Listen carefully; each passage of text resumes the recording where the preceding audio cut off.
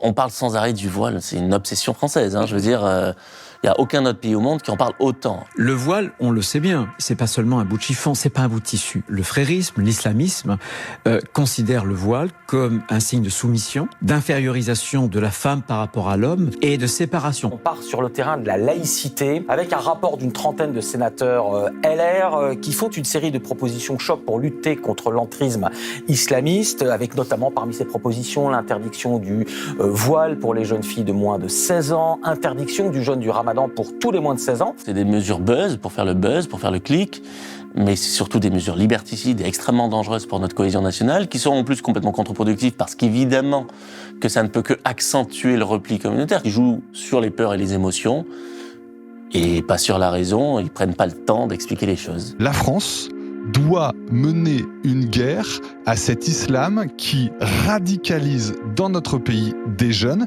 et qui crée sur notre sol des ennemis de la République, des ennemis de la France. À l'époque, on parlait, quand c'était cette parole-là, elle ne ciblait que les islamistes radicaux.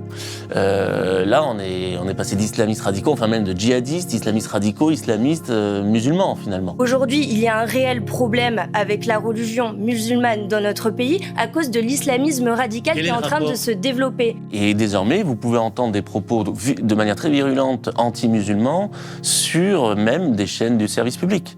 Ce qui était inconcevable il y a encore 10 ans en arrière. Et m'interdire de parler et de dire ce que je veux. Je n'interdis rien du tout. Mais c'est normal, en islam, il n'y a pas de liberté individuelle. C'est ce que vous dites, pas la réalité. Les islamistes ont pris les universités comme prise de guerre pour coloniser les cerveaux de nos plus jeunes. Là, on est dans une logique où ces personnes veulent créer une nouvelle laïcité qui n'a rien à voir avec notre histoire et avec notre droit, qui viserait à défendre une majorité supposée, complètement fantasmée, qui ne répondrait qu'à leurs critères, contre des minorités. Il faut être prêt à dire, on doit expulser peut-être des dizaines de milliers de personnes qui ont une double nationalité. On invente une nouvelle culture, on dit voilà, maintenant c'est les judéo-chrétiens contre les musulmans. Le même camp qui aujourd'hui dit ça, disait à la fin du 19e siècle, au début du 20e, combien selon eux il fallait s'opposer à la France judéo-protestante.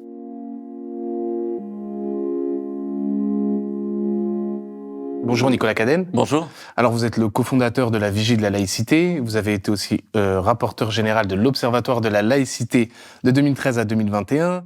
Vous avez été aussi candidat écologiste aux élections législatives de 2022 et 2024 et vous avez écrit « En finir avec les idées fausses sur la laïcité » aux éditions de l'Atelier. Alors, première question que je vais vous poser, là, je vais vous faire toute la liste de certaines mesures qui ont été dévoilées dans le rapport du groupe Les Républicains au Sénat concernant les musulmans de France. Donc, interdiction du port du voile pour les mineurs de moins de 16 ans. Interdiction du jeûne du Ramadan pour les mineurs de moins de 16 ans. Interdiction du voile pour les accompagnatrices scolaires. Interdiction des signes religieux dans toutes les compétitions sportives, même en club. Traçabilité totale des financements étrangers des mosquées et associations cultuelles. Neutralité dans les écoles et le sport. Audition des époux avant mariage à l'étranger. Renforcement du contrôle des visas et des titres de séjour en les rattachant au ministère de l'Intérieur. Obligation de neutralité pour certains élus. Interdiction des signes religieux ostentatoires pour les élus locaux et responsables publics. Réaffirmation de la mixité filles-garçons dans tous les espaces éducatifs, culturels et sportifs. Pourquoi on veut autant imposer de choses aux musulmans ? Sans doute parce que c'est pour beaucoup le parfait bouc émissaire dans une période de crise protéiforme. Et face à, visiblement, une incapacité de certains responsables politiques à résorber, à résoudre cette crise, on trouve un ennemi, maintenant, qui est parfois même nommé ennemi de l'intérieur, pour dire, ben voilà, le vrai problème, aujourd'hui, il est là. Voilà. Et c'est assez inquiétant d'en arriver là, dans notre démocratie. Ces mesures que vous avez évoquées là sont complètement contraires au principe constitutionnel de laïcité. En quoi elles sont contraires justement au principe de la laïcité ? Les gens, pour la plupart, ne comprennent pas, je pense. La laïcité, c'est d'abord une liberté, c'est un principe majeur de notre République qui instaure en premier lieu la séparation entre les églises, c'est-à-dire les organisations religieuses, quelles qu'elles soient, et l'État au sens de l'administration publique dans son ensemble, pour qu'il n'y ait plus de tutelle ni de l'État sur la religion, ni de la religion sur l'État et la souveraineté populaire, nationale, au niveau du Parlement. Et aussi, de cette séparation découle la neutralité de l'administration publique pour assurer l'égalité de traitement de tous les citoyens, quelle que soit leur appartenance propre, quelles que soient leurs convictions, leurs croyances, et avec cette administration neutre et impartiale qui doit assurer la liberté d'expression, de vivre une croyance si on en a une, ou une non-croyance évidemment, et d'exprimer ses convictions, qu'elles soient religieuses ou non. Donc en France, on peut tout autant promouvoir et vivre et exprimer sa religion que critiquer, contester une croyance, voilà, dans le respect mutuel. Ça, c'est la laïcité. Or, là, en l'occurrence, on a une volonté d'imposer une neutralité ou une interdiction de certains signes uniquement à une catégorie de la population, à une religion, donc qui se retrouve défavorisée par rapport aux autres religions. Il n'y a plus ce principe d'égalité qui est préservé. Et il y a aussi une volonté d'étendre la neutralité bien au-delà de l'administration publique. Or, la neutralité en laïcité n'a de sens que parce qu'elle s'applique à l'administration publique, puisque c'est elle qui doit être neutre et impartiale pour assurer l'égalité de traitement de tous. Donc, à la fois sur le fait que ces propositions ciblent une religion en particulier, et sur le fait qu'elle étend bien abusivement le principe de neutralité, elle s'oppose totalement au principe constitutionnel de laïcité. Alors on l'a vu, Laurent Wauquiez, donc le chef des députés Les Républicains, lui a déposé donc ce lundi 24 novembre une proposition de loi pour interdire aux mineurs donc de moins de 16 ans de porter le voile dans l'espace public. Pourquoi on cible autant les femmes musulmanes ? En fait, le fait que tout se focalise sur l'islam et ensuite plus particulièrement sur les femmes musulmanes, ça vient de loin. Ça vient de très loin et c'est le fait d'une concordance de nombreuses raisons. On ne peut pas répondre par une seule réponse. En fait, alors d'abord, on est dans un État, il y a une chose qu'il faut quand même rappeler, et ça concerne toutes les religions, très sécularisé, un des pays au monde qui croit le moins, avec une forte proportion qui ne croit pas ou qui est agnostique. Un peu plus de la moitié de la population est agnostique ou ne croit pas. Ça, c'est un des 10 pays au monde qui est à ce niveau-là, quoi. Avec donc une crainte, parfois une peur inconsciente de tout ce qui est religieux, en tout cas dans l'Hexagone, davantage encore que dans les Outre-mer. Ça, c'est la première chose. Ensuite, il y a un passé colonial qui n'a jamais été traité dans ce pays, et il y a un inconscient là-dessus qui est très fort, quoi qu'on en pense. Ensuite, il y a une polarisation de la société, donc entre ceux qui ne croient pas ou qui se sont éloignés de la religion et ceux qui croient. Et il y a, parce qu'on est dans une crise protéiforme, eh bien, une réaffirmation, non pas un retour à la religion comme on l'entend souvent, parce qu'il n'y a pas plus de croyants aujourd'hui qu'hier et ça a plutôt tendance à diminuer au fil des générations. Mais en revanche, chez certains croyants de toutes les religions, il y a une volonté de recourir à la religion plus aujourd'hui qu'hier, parce que c'est vu comme une valeur refuge, ou en tout cas un espace de repère dans un monde en crise, quand on a peur de l'avenir, quand on a une crise économique, écologique, sanitaire, tout ce que vous voulez, sociale, on se replie parfois sur la religion. Et ces replis religieux peuvent aussi troubler ceux qui sont très sécularisés, très éloignés de la religion. Puis après, il y a un focus sur l'islam. Il y a un focus sur l'islam depuis longtemps, donc j'ai donné quelques raisons, il y a le passé colonial notamment, mais il y a aussi, bien sûr, les attentats islamistes qui ont créé une confusion hallucinante. Depuis les années 2010, avec des attentats islamistes qui créent cette confusion entre islamistes, islamiques, islam, musulmans. Bon, finalement, dès qu'on est musulman, on est maintenant suspecté de potentiellement être dans une voie de radicalisation. On a des études sur le degré de religiosité. Et maintenant, on a des vecteurs ou des symboles qui seraient vus comme potentiellement signes de radicalisation. Le voile, qui n'en est absolument pas un, va maintenant être vu comme ce signe de radicalisation, et donc de cette inquiétude vis-à-vis de ce qui a des drames qui ont pu se produire dans notre pays. Tout est mélangé très largement du fait, bien sûr, d'abord de courants réactionnaires, mais qui sont maintenant très largement déclinés dans un très large spectre politique, parce que c'est très facile de souffler sur les braises, parce que c'est très facile d'aller dans le sens de ce qu'on pense être le sens du vent, l'opinion facile, on joue sur les émotions, on joue sur les peurs, qui sont fortes dans une période de crise, là encore. Et les politiques, plutôt que d'être courageux et d'être responsables et d'élever le débat et d'évidemment dire stop à ce genre d'absurdité, à ce confusionnisme général, vont souvent tomber là-dedans parce qu'ils sont eux-mêmes en grande difficulté.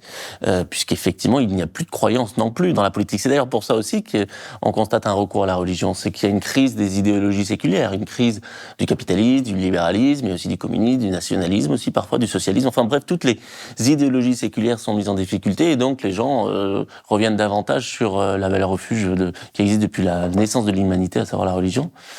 Et donc ces politiques qui sont parfois pas très courageux, vont avoir tendance à aller dans le sens de la facilité et donc de jouer sur les peurs en trouvant des boucs émissaires faciles. Évidemment des femmes, puisqu'on est quand même dans une société assez encore patriarcale. Ils ont beau dire, ces personnes-là, que c'est pour libérer les femmes, c'est quand même étonnamment les femmes qui sont systématiquement ciblées dans l'islam. Parce que, voilà, le voile, pour eux, est facilement identifiable comme un symbole de rigorisme, de radicalisation, et donc comme un instrument qu'ils vont utiliser pour faire peur à la population, dans un objectif d'attirer un certain électorat qui se radicalise, parce que, là encore, on traverse une sombre période de crise protéiforme. Je ne l'ai pas dit, mais une autre raison évidente, c'est que notre pays connaît une très faible mixité sociale. Trop faible. Les gens ne sont pas assez mélangés, que ce soit dans l'habitat, dans le milieu professionnel, dans le milieu des loisirs. Et du coup, on a beaucoup de gens qui ne se connaissent plus vraiment. Des parties de la population qui ne se connaissent plus vraiment. Et donc, les préjugés, les peurs augmentent d'autant plus les uns envers les autres quand on ne se connaît pas. Oui, on peut le voir quand on regarde les résultats, par exemple, des élections aussi bien européennes ou législatives dans les grandes villes, là où la mixité est plus importante. Exactement. L'extrême droite est beaucoup moins haute que lorsqu'il n'y a pas ce mélange-là.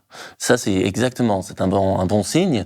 Et donc, on a cette réalité en France d'une absence criante de mixité sociale, ce qui permet à ces politiques, évidemment, de jouer sur cette peur plus aisément, puisqu'en effet, en ne se connaissant plus, on peut craindre le pire des personnes que l'on ne connaît pas. Et ils le font de manière très électoraliste, ces politiques. D'autant plus que les quartiers populaires où vivent encore beaucoup, heureusement pas que, mais beaucoup de Français de confession musulmane, votent moins. Et donc, ils voient ce vote moins comme un risque, quoi. Donc, à l'inverse de ce qu'ils disent souvent, eux-mêmes sont assez dans une démarche clientéliste, à vouloir chercher le vote de ceux qui votent, en faisant peur contre ceux qui ne votent pas. Voilà. Donc, il y a plein de raisons qui poussent à cette concentration, à cette focale sur l'islam et ensuite sur la femme musulmane. Mais c'est inquiétant parce qu'on est là maintenant à arriver à un niveau qu'on n'imaginait pas, qu'on ne soupçonnait pas il y a encore 5 ans en arrière. Alors justement, vous dites, on vit la période la plus sombre. Vous étiez à l'Observatoire de la laïcité, comme on l'a dit. Vous étiez rapporteur général de 2013 à 2021. Aujourd'hui, vous êtes à la vigie de la laïcité. Ça fait donc quoi, plus de quasiment 15 ans maintenant que vous êtes en place. C'est vraiment la période la plus sombre ou ça a toujours été constant, cette stigmatisation des musulmans? La Vigie de la laïcité, c'est un organisme citoyen qu'on a créé justement suite à la suppression de l'Observatoire de la laïcité. On va y revenir plus tard. Pour continuer à aider les acteurs de terrain. Mais quand j'étais responsable d'une institution gouvernementale pluraliste, transpartisane, quasiment 10 ans donc à l'Observatoire de la laïcité. 10 ans. Évidemment qu'on sentait déjà largement monter ces tensions et cette focale sur l'islam, évidemment. On était même un garde-fou, l'Observatoire, pour éviter des lois d'émotion, des lois qui rebondissaient sur des faits divers concernant l'islam et qui visaient justement à toujours étendre plus loin la neutralité et à interdire le port de signes religieux, en particulier bien sûr le voile, notamment pour les mamans accompagnatrices de sorties scolaires, etc. Et évidemment qu'on le voyait. Mais c'était, je crois, pas aussi... La parole était moins libérée qu'elle ne l'est aujourd'hui. C'est-à-dire qu'on n'avait pas encore sur... La parole raciste. Oui, je pense qu'effectivement, on peut même parfois parler de parole raciste. En tout cas, sans qu'elle ne tombe directement dans le racisme, en tout cas une parole extrêmement virulente à l'encontre des Français de confession musulmane. et pas seulement des islamistes, alors qu'à l'époque, on parlait, quand c'était cette parole-là, elle ne ciblait que les islamistes radicaux. Là, on est passé d'islamistes radicaux, enfin même de djihadistes, islamistes radicaux, islamistes musulmans, finalement. Musulmans de France, quoi. Voilà, et ça, c'est très inquiétant, cette dérive. On en était au début, non, on pourrait remonter à l'affaire de Creil, les années 1989, pour remonter au temps où on a commencé, dans le débat public, à parler de laïcité. Creil, c'était l'interdiction du port du voile dans les écoles. Enfin, c'était effectivement 2 jeunes filles qui portaient le foulard dans un collège et donc qui ont été exclues pour ça alors qu'il n'y avait pas encore de loi là-dessus. Donc ça a créé un débat et donc à cette période-là, beaucoup ont commencé à parler d'identité au nom de la laïcité. Et donc il y avait déjà des tensions avec aussi, oui, je l'ai pas dit aussi dans les raisons qu'on aurait pu évoquer sur la crispation sur l'islam, il y a aussi cette peur de l'immigration, du grand remplacement, les théories du grand remplacement, etc. Autre raison encore qu'effectivement on pourrait évoquer. Mais cette tension, elle s'est accentuée avec les attentats islamistes. Voilà. Et donc en particulier en France, à partir des années 2010, même s'il y avait déjà eu des attentats avant. Et là, effectivement, l'Observatoire a essayé vraiment autant qu'il pouvait de ramener les choses sur la raison, de ne pas fonder de réflexion sur la passion et sur l'émotion. Mais c'était pas facile, évidemment, c'était pas facile. Il y avait une montée en puissance de ce discours et désormais, vous pouvez entendre des propos de manière très virulente anti-musulmans sur même des chaînes du service public. Ce qui était inconcevable il y a encore 10 ans en arrière, même 5 ans en arrière. Et sur des médias mainstream en dehors de la sphère Bolloré. Alors maintenant, en plus, on a la sphère Bolloré, évidemment, qui assume un agenda politique et idéologique extrêmement réactionnaire. Mais même les autres médias, chaînes d'infos en continu, n'étaient évidemment pas sur un registre aussi obsessionnel sur l'islam, même si ça commençait, je le redis, il y avait évidemment déjà une multitude de polémiques sur l'islam, mais tout du moins, il y avait un petit peu de tenue sur les plateaux. Aujourd'hui, la parole est totalement libérée. On peut entendre des choses graves. Hier soir, j'étais sur un plateau télé d'une chaîne service public où j'entends la France a un problème avec la religion musulmane. Ça se disait pas encore il y a 5 ans. Là, maintenant, ça se dit comme si c'est normal, quoi. Alors que non, il n'y a pas de problème avec la religion musulmane. Il y a des problèmes avec les radicaux, les rigoristes, ceux qui veulent troubler l'ordre public, comme il peut y en avoir d'ailleurs dans d'autres pans de la société. Mais on peut pas dire avec une religion de manière générale il y a un problème, non. Et ces confusions là, ces amalgames maintenant, elles sont monnaie courante sur tous les plateaux, dans tous les journaux, même des médias traditionnels qui normalement sont républicains et n'avaient jusqu'alors jamais dépassé la ligne rouge. N'avaient pas dépassé la ligne rouge et surtout travaillé un peu, parce que quand on voit que le rapport, par exemple, des sénateurs les Républicains, il a été fait avec donc Florence Bergeau-Bacler et l'imam Chalgoumi, on dit qu'ils ont participé à l'élaboration du rapport. On a aussi le fameux sondage qui est sorti là, le sondage IFOP, écran de veille, état des lieux du rapport de l'islam et l'islamisme des musulmans de France. Et en fait, quand on creuse un peu, on voit qu'écran de veille, en fait, c'est financé par les Émirats Arabes Unis. C'est quand même dingue, quoi. Oui, c'est ahurissant. Alors, en plus, ils vont nous dire, mais c'est n'importe quoi, c'est financé, ils vont contester ça en disant, oui, mais si c'est financé par les Émirats Arabes Unis, c'est n'importe quoi, parce que les Émirats Arabes Unis, ils sont pas islamophobes, là.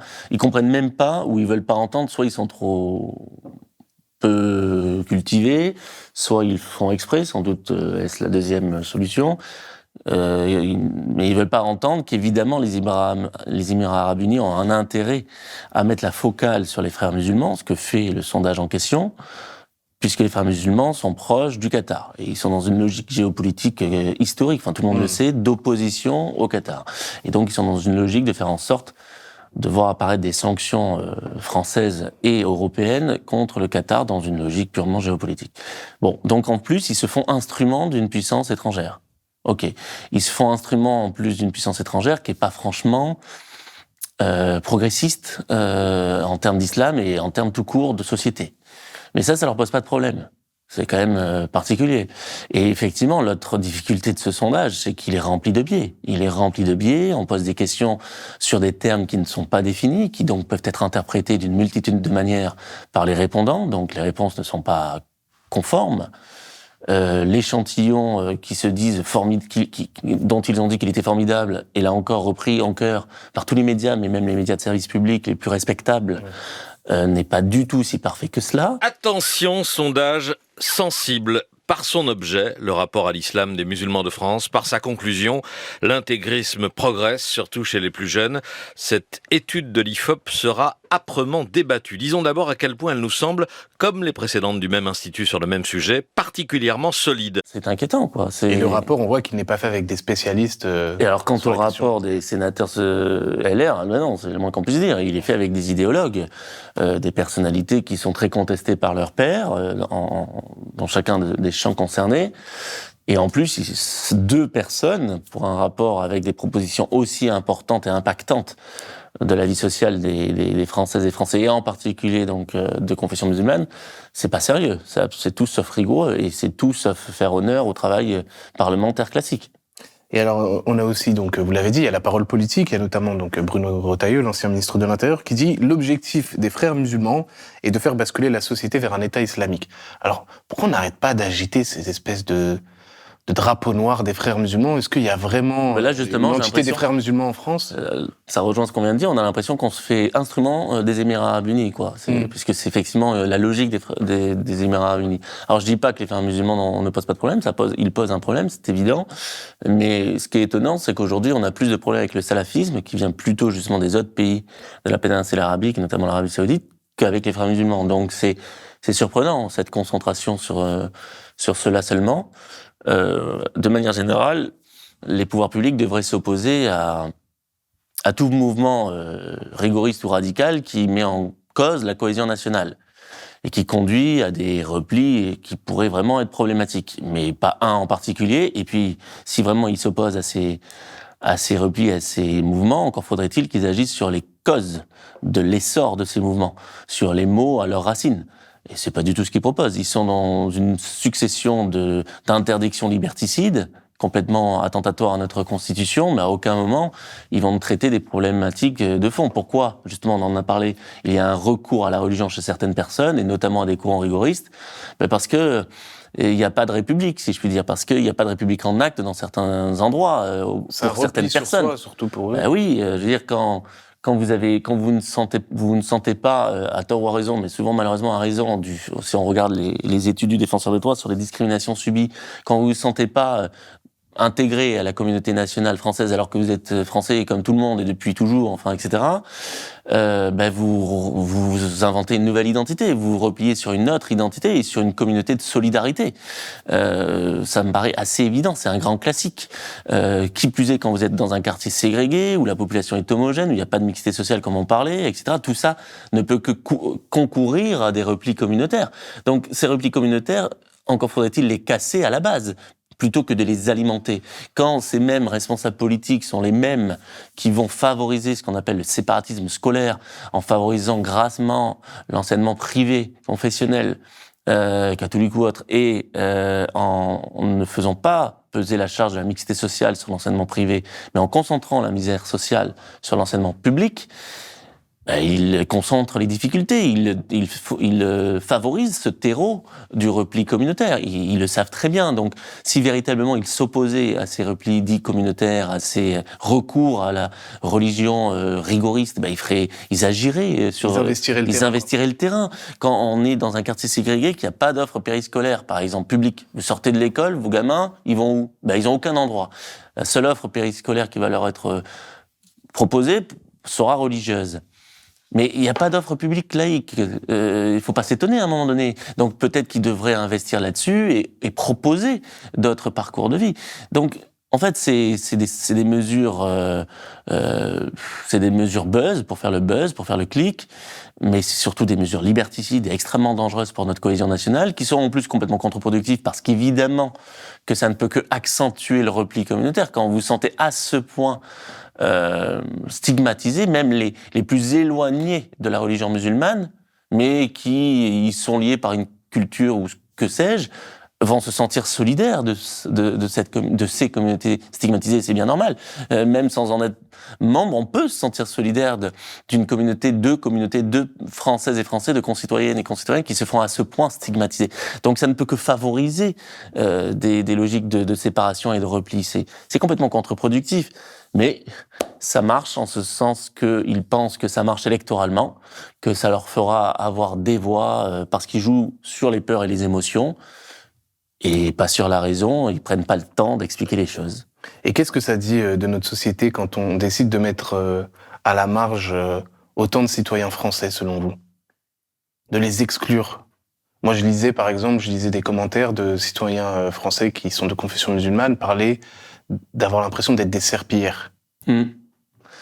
Ça dit pas de belles choses. Ça dit combien notre pays est fracturé, combien notre monde médiatique et politique, alors sans faire de généralité, mais quand même dans une grande part, est endogame et est déconnecté de la société et vit dans un entre-soi.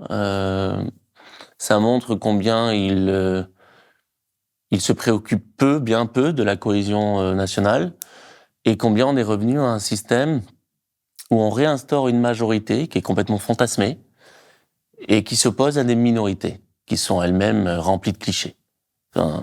Pour les décrire que l'on décrit avec une multitude de clichés. Mais la réalité, c'est que toutes ces personnes qui portent ces propositions sont profondément anti-laïques, s'opposent radicalement à la loi de 1905 dont on célèbre pourtant les 120 ans, puisque avec la laïcité, on aboutit à quoi en 1905? On aboutit à un pays qui n'a plus de majorité, plus de minorité aux yeux de la loi. On est toutes et tous égaux, que l'on soit 2 personnes à croire en quelque chose ou 20 millions, on sera considéré, et on doit être considéré exactement de la même manière par l'État qui ne défavorise personne et qui ne favorise personne. On n'est plus dans cette logique. Là, on est dans une logique où ces personnes veulent créer une nouvelle laïcité qui n'a rien à voir avec notre histoire et avec notre droit, qui viserait à défendre une majorité supposée, complètement fantasmée, qui ne répondrait qu'à leurs critères, contre des minorités. C'est très inquiétant. Quand maintenant on entend parler d'une supposée majorité judéo-chrétienne, par exemple, c'est un terme inquiétant parce que, alors déjà, c'est historiquement totalement faux. Je veux dire, les judéo-chrétiens, en fait, c'était une appellation pour parler des premiers chrétiens qui respectaient encore la loi mosaïque dans leur quotidien. Donc ça n'a rien à voir avec une supposée culture commune de tous les juifs et de tous les chrétiens, puisque malheureusement en France, on le sait, les juifs ont de tout temps été persécutés, et puis Philippe le Bel, Louis IX, Saint-Louis qui a imposé le port de la rouelle, l'ancêtre de l'étoile jaune, etc. Donc il n'y a pas eu cette identité commune. Les chrétiens eux-mêmes n'étaient pas en communauté, puisque les protestants étaient persécutés pendant près de plusieurs siècles dans ce pays. Donc on invente une nouvelle culture, on dit voilà, maintenant c'est les judéo-chrétiens contre les musulmans. Le même camp qui aujourd'hui dit ça, disait à la fin du XIXe siècle, au début du XXe, combien selon eux il fallait s'opposer à la France judéo-protestante. Bien sûr. Donc c'est la question... les ennemis d'hier sont remplacés par les musulmans d'aujourd'hui, mais on est toujours dans cette logique de trouver des boucs émissaires dans des périodes de crise. C'est ce que j'allais vous poser comme question. Est-ce que finalement, en fait, ce qu'on vit aujourd'hui, ça n'a pas toujours été un peu l'histoire de France, si. Ce racisme systémique qui, à un moment, cible les juifs, voilà, bien sûr. C'est très inquiétant, oui, mais sauf qu'on veut, enfin en tout cas moi, je suis de ceux qui veulent refuser cette répétition mortifère, qui veut éviter de recréer un conflit des deux France, qui veut éviter de créer des conflits qui peuvent mener au pire. Donc soyons vigilants. Je veux dire. Et c'est le seul signe religieux extérieur visiblement qui pose problème aussi à la France. Mais on parle donc toujours de ça, mais quand bien même. Si on était rationnel, on pourrait en débattre sur le terrain des idées avec les premières concernées, ce qui n'est jamais le cas. Je veux dire, c'est très rare, maintenant un petit peu, mais c'est très rare quand les premières concernées sont invitées à s'exprimer sur la question. Mais ça relèverait simplement du débat d'idées, pas de la loi. Je veux dire, dans un état de droit, on n'interdit pas un signe parce qu'il nous déplaît individuellement. Dans un état de droit, on interdit que ce qui s'impose contre son gré à autrui, que ce qui trouble l'ordre public. Maintenant, on en est à proposer tranquillement des lois au Sénat, à l'Assemblée, qui vraiment assument d'interdire des choses sans aucune justification objective, juste parce que on l'interprète, parce que certains l'interprètent de telle ou telle manière. Et c'est ahurissant. Le voile, on le sait, les raisons du port du voile, c'est polysémique. Les raisons sont multiples. Et c'est pas à l'État laïque de s'immiscer là-dedans, justement parce qu'il est laïque. Un État laïque, il n'a pas à juger de la pratique religieuse de tel ou tel. Il a juste à la condamner ou à sanctionner lorsqu'il y a imposition à autrui ou lorsqu'il y a trouble à l'ordre public. Mais sinon, chacun fait ce qu'il veut. Dès lors qu'il trouble pas l'ordre public et dès lors qu'il n'impose pas à l'autre, on s'en fiche. C'est ça l'État laïque. Là maintenant, non, on veut un État qui interdise des choses parce que on pourrait l'interpréter comme de telle manière. Mais c'est quand même ahurissant. Et donc, on a un rapport sénatorial, pas celui-ci, un précédent rapport sénatorial sur une loi qui a même été adoptée au Sénat, heureusement pas à l'Assemblée pour le moment, qui dit très tranquillement, il y a un continuum entre port du voile et radicalisation et terrorisme. Non mais c'est juste inquiétant et dingue, et qu'il puisse y avoir ça dans un rapport parlementaire, tellement c'est absurde scientifiquement. On ne peut pas dire... Enfin, ces mêmes personnes savent que c'est absurde, ou sinon elles ne connaissent vraiment personne. Je veux dire, tout le monde connaît, enfin non, sans doute pas eux d'ailleurs, des personnes autour de soi qui peuvent porter le foulard ou le voile et qui ne sont pas radicales. Mais il y a quand même des personnalités publiques de premier plan qui portent le voile et qui ne sont pas radicales. Latifa Ibn Ziaten, dont on a beaucoup parlé, qui fait le tour des collèges pour lutter contre la radicalisation. Son fils a été tué par Mohamed Merah. Voilà, son fils, qui était militaire, a été tué par un terroriste islamiste, justement. Donc, elle porte le voile. Ils vont quand même pas l'accuser d'être une radicale, d'être une islamiste. Pareil pour Malala, qui a combattu toute sa vie les talibans, qui porte toujours le voile. C'est pas une islamiste. Pareil pour la vice-secrétaire générale de l'ONU, Amina Haji Mohamed, qui porte également un voile. Elle est pas islamiste, elle combat les extrémismes partout dans le monde. Donc, on est là dans l'irrationalité la plus totale. Parce qu'il y a effectivement quelques abus, comme il peut y avoir dans d'autres religions d'ailleurs, de jeunes filles ou je sais pas quoi, à qui on a fait porter le voile, on va généraliser à toute une population.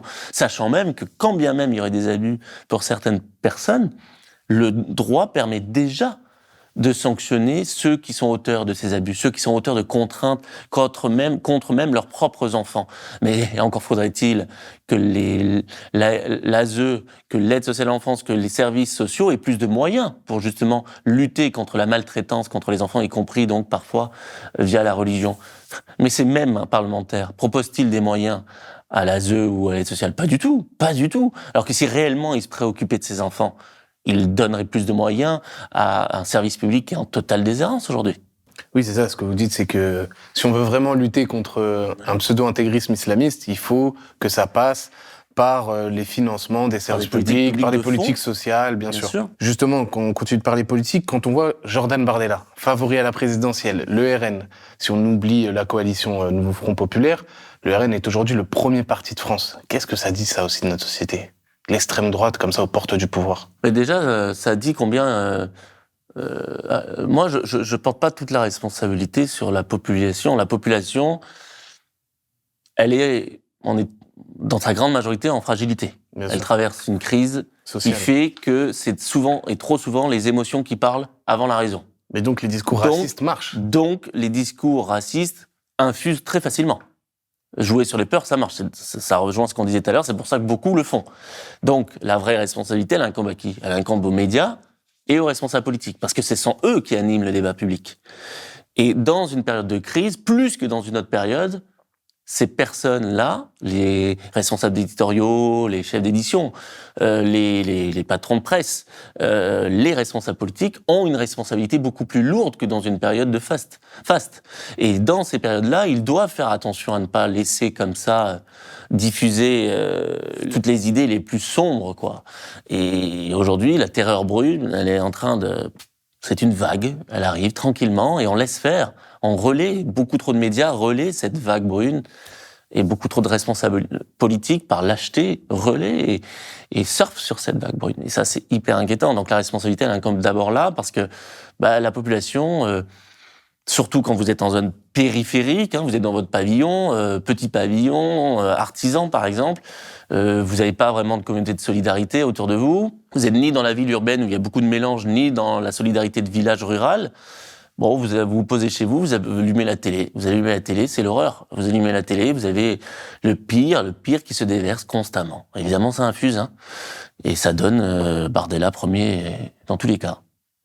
Alors, le discours là que vous tenez depuis tout à l'heure, ça vous a valu, on peut dire ça, d'être évincé de l'Observatoire de la laïcité. Il a même été supprimé par Marlène Schiappa et par le gouvernement Castex en juin 2021.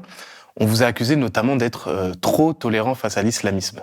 Alors ça, c'est complètement délirant, puisqu'évidemment, il n'y a aucune aucun commencement de preuve de ça. Au contraire, je pense qu'on a été beaucoup plus actifs et efficaces contre l'islamisme que eux ne l'ont été, puisque en revanche, on a mené des actions de fond contre ce phénomène, soit par des politiques sociales, soit même par des politiques de répression, mais qui ne confondaient pas tout, qui ciblaient précisément les endoctrineurs radicaux.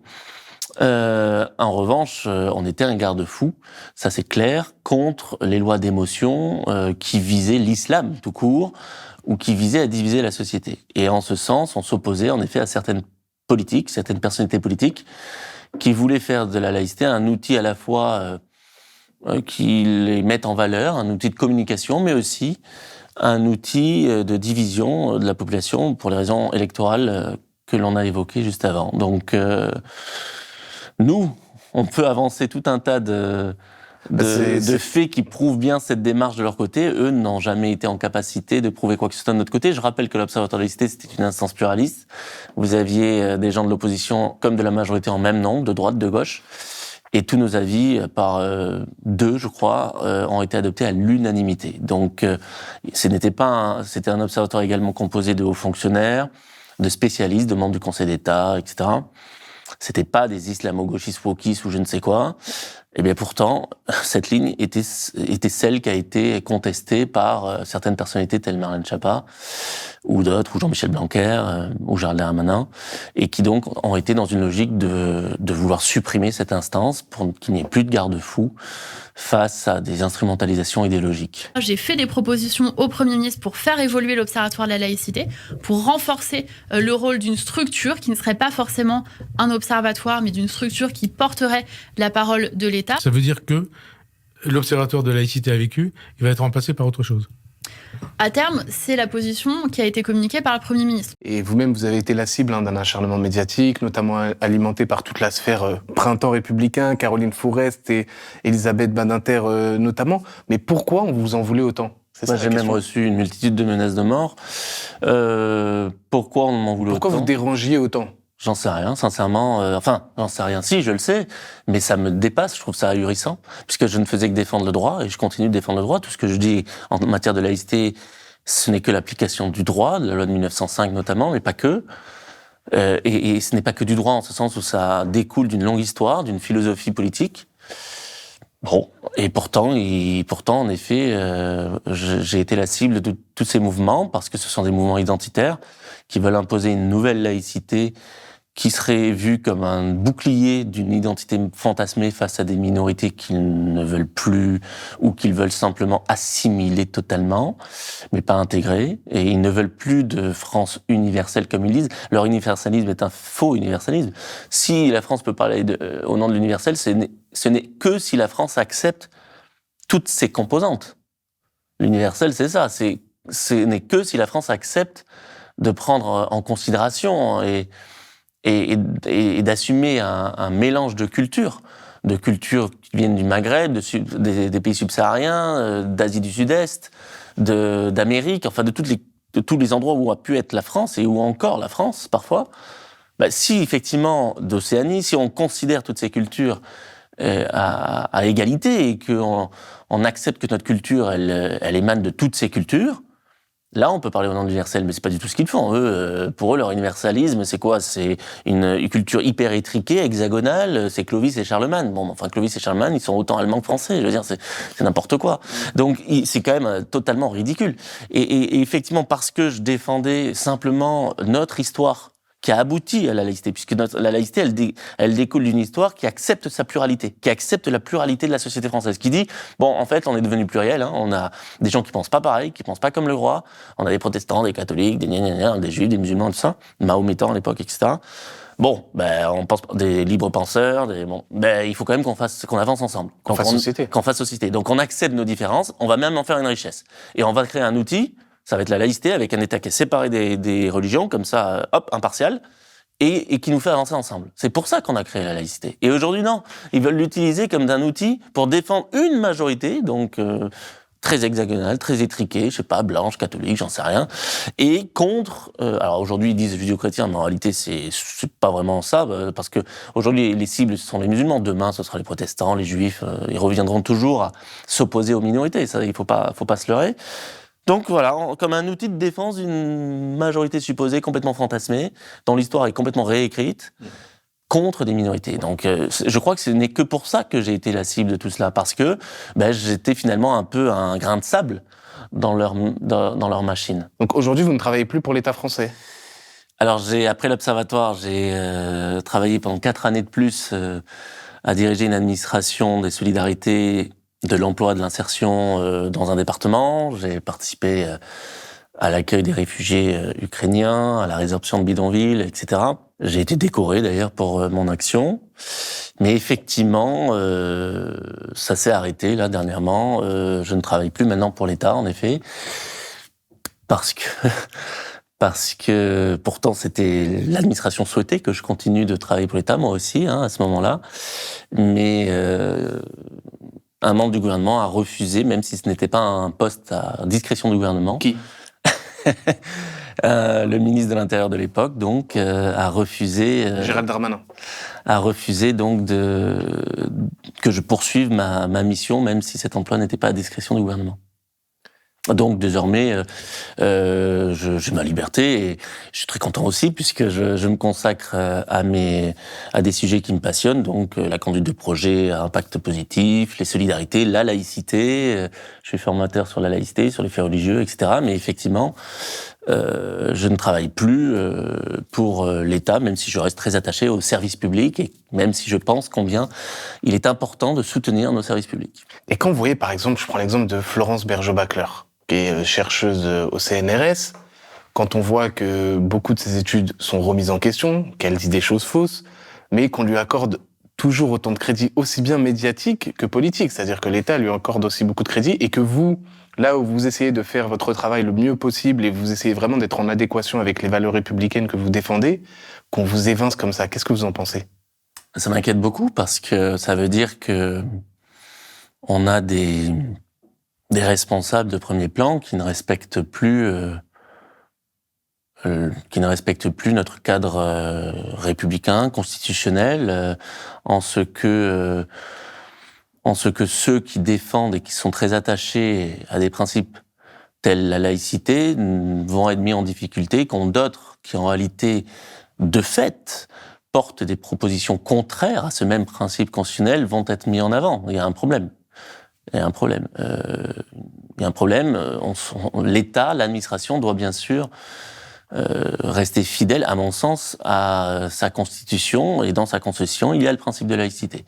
Aujourd'hui, on a des personnalités comme celle que vous avez citée qui veulent une nouvelle laïcité, mais c'est pas celle qui est inscrite dans notre constitution. Quand on parle de république laïque dans notre constitution et telle qu'elle a été définie par le Conseil constitutionnel, ça n'a rien à voir avec ce que défendent certaines de ces personnalités qui pourtant, en effet, peuvent être mises en avant par certains responsables de premier plan. Et ça, c'est un problème, parce qu'on met en avant des gens qui ne sont pas en conformité avec notre droit et avec notre tradition républicaine, notre histoire commune, et qui sont plutôt dans une logique de division de la population.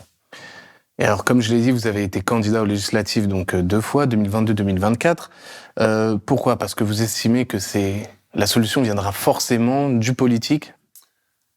Alors, la solution, elle vient de tout le monde, à son petit niveau, à tous les niveaux. Il faut que tous, on participe à des vigies. Oui, mais vous savez très bien qu'il y a tout un truc de discours politique, discours médiatique. Mais après, ce qui est évident, on l'a dit largement, c'est que pour changer les choses en amont et en haut, pour faire en sorte d'être le plus impactant possible, il faut effectivement avoir une majorité progressiste au pouvoir. Ça me paraît évident. Pour, par exemple, apporter des propositions qui permettent un vrai pluralisme médiatique, la liberté de la presse, une vraie liberté de la presse. Ça, c'est pour une démocratie vivante, c'est essentiel. Pour s'opposer réellement aux discriminations, pour s'opposer réellement aux discours de haine qu'on entend partout aujourd'hui, oui, on doit passer par un pouvoir progressiste. Donc, quand on m'a proposé d'être candidat, puisque je n'ai pas de carte dans un parti politique, mais on m'a proposé d'être candidat. Avec les écologistes. Avec les écologistes et le Nouveau Front Populaire. J'ai évidemment dit oui, parce que en plus déjà c'est sur un territoire où je vis que j'adore, quoi, malgré ses difficultés, malgré ses difficultés, et même si la circonscription était quasi ingagnable, malheureusement pour la raison qu'on a évoquée, très envahi par cette vague brune. Je voulais mener le combat, bien sûr. Je voulais mener le combat, ça m'était important. On a failli gagner à quelques voix, dans des conditions très compliquées, mais comme quoi, quand on mène le combat, on peut y arriver. Donc il faut rien lâcher. Merci beaucoup Nicolas Cadenne, et puis bon courage à vous pour la suite. Merci beaucoup.